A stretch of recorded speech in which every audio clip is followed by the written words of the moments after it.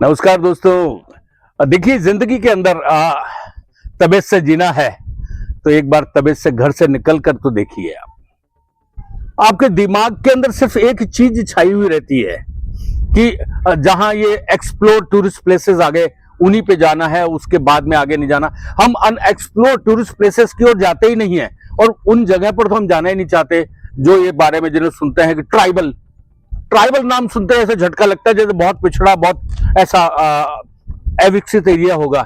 लेकिन जहां जल भी है, जंगल भी है और खूबसूरत जमीन भी है, जहां फल भी है, जहां सब्जियां भी है, जहां खेती भी है, जहां प्यार मोहब्बत भी है, जहां बनावटीपन नहीं है, जहां सब कुछ खूबसूरती देखने को मिलती है, ऐसा जल जंगल जमीन का जो प्रदेश है राजस्थान में बांसवाड़ा, डूंगरपुर, सलूम्बर, सागवाड़ा, प्रतापगढ़ ऐसे आदिवासी इलाके हैं जहां एक नहीं घूमने की हजारों जगह है, देखने की हजारों जगह। आज हमारे साथ इस इलाके के बहुत मशहूर जो है सोशल वर्कर है गणेश जी। गणेश जी से पूछते हैं इस इलाके की खासियत क्या है।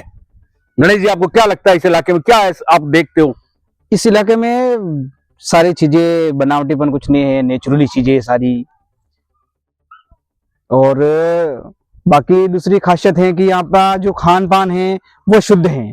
लोग भले सारी तरह की वैरायटियां नहीं खा पाते हैं, लेकिन जो जिन चीजों का उपयोग करते हैं वो शुद्ध चीजें, जैसे फल हैं, सब्जियां हैं, अनाज हैं, उनमें किसी प्रकार का यूरिया, फास्फोरस ऐसा नहीं है। वो उनके घरेलू जो भी चीजें हैं खाने पीने की, वो शुद्ध चीजें हैं।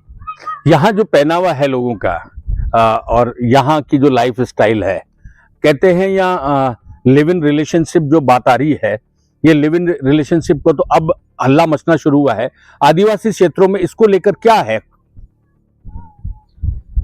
आदिवासी क्षेत्रों में ऐसा जैसे कि किसी एक पुरुष का एक से अधिक पत्नियों का रखना ये कोई सामान्य बात है एक। लेकिन जो व्यक्ति सक्षम है, पैसों से सक्षम है, आर्थिक रूप से सक्षम है, पारिवारिक रूप से सक्षम है, तो वो एक से अधिक पत्नियां भी रखता है। तो इनमें इतना कोई वो ज्यादा नहीं, एक सामान्य सी बात है।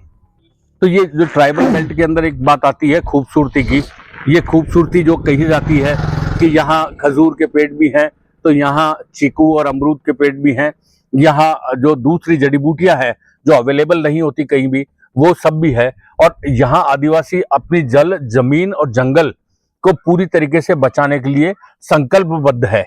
इसके पीछे सोच क्या है लोगों की? इनके पीछे इनकी सोच है कि हमारे पूर्वज भी ये काम करते थे और हमारे पूर्वजों की जमीन है और हम इसके वो हैं, मालिक हैं। तो कि ये जल जमीन हमारा है और हमारा ही रहना चाहिए।